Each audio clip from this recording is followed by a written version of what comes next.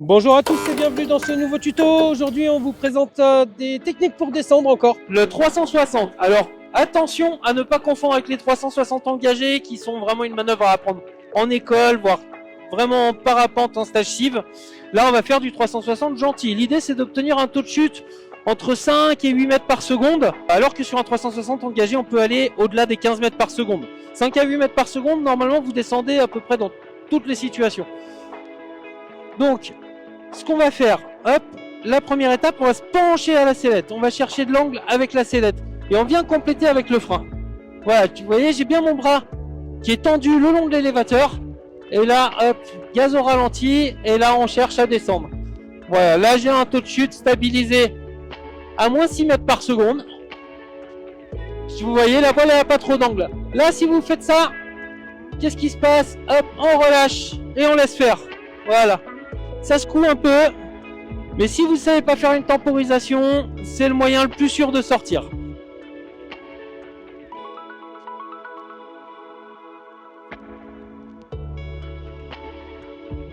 On laisse faire, vous voyez, la voile elle va s'amortir d'elle-même.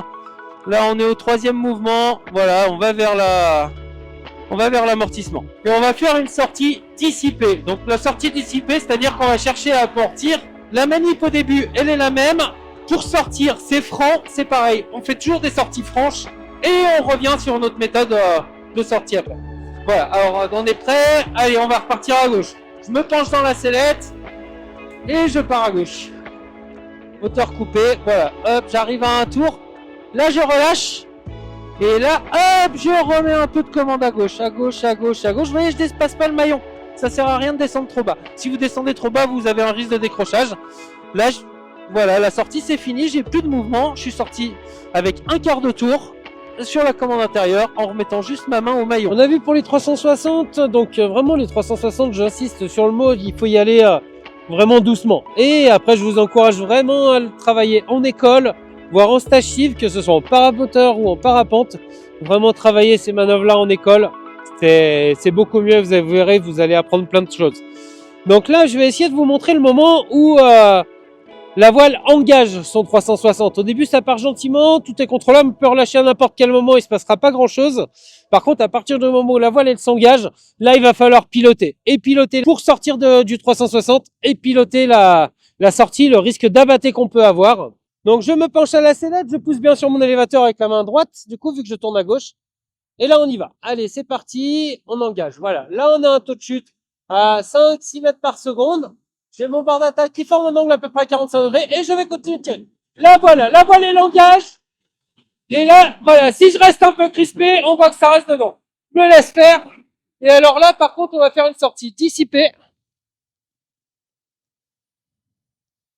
pour amortir cette sortie. On peut voir que ça n'a rien à voir. D'un coup, on prend de la force centrifuge, la voile elle s'engage et là, on a envie d'y aller. Là, je suis juste resté un petit peu crispé à l'intérieur de la sellette. Ça, c'est toutes les voiles qui vont réagir comme ça. Certaines un peu plus violentes même. Plus vous allez monter en catégorie de voile, plus il faudra se méfier de ce point où la voile est l'engage. Je vais vous montrer la méthode qui, selon moi, est la plus efficace pour descendre en toute sécurité. Donc là, on va faire un 360 avec une oreille. Le plus simple en paramoteur. En parapente, vous pouvez le faire dans les deux sens.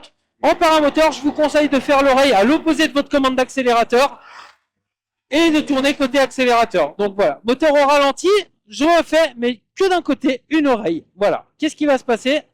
La voile, on se rend compte que finalement, elle vole quand même droit. Et là, on se penche dans la sellette à droite et je mets un peu de commande. Et là, vous allez avoir un taux de chute autour des moins 8, moins 10 mètres par seconde sans vous faire centrifuger. Pour sortir maintenant, qu'est-ce qu'on fait? Eh ben, on relève doucement et là, on voit que ça sort. Vous n'avez pas besoin d'engager le 3-6, ça sert à rien d'aller trop loin. Vous avez un très bon taux de chute comme ça et vous restez en sécurité. Et la plupart des voiles sortiront de manière toute naturelle si vous ne dépassez pas 45 degrés d'angle avec le bord d'attaque de la voile. Voilà, je peux relâcher mon oreille. On a fini cette procédure. Voilà, c'est la fin de ce nouveau tutoriel. Pour moi, on a toujours des conditions aussi turbulentes. Mais bon, je suis en Baja, donc en Baja, voler serein. Je vous dis à la semaine prochaine pour un nouveau tuto où on parlera de plein de nouvelles choses. À bientôt. Pensez à vous abonner.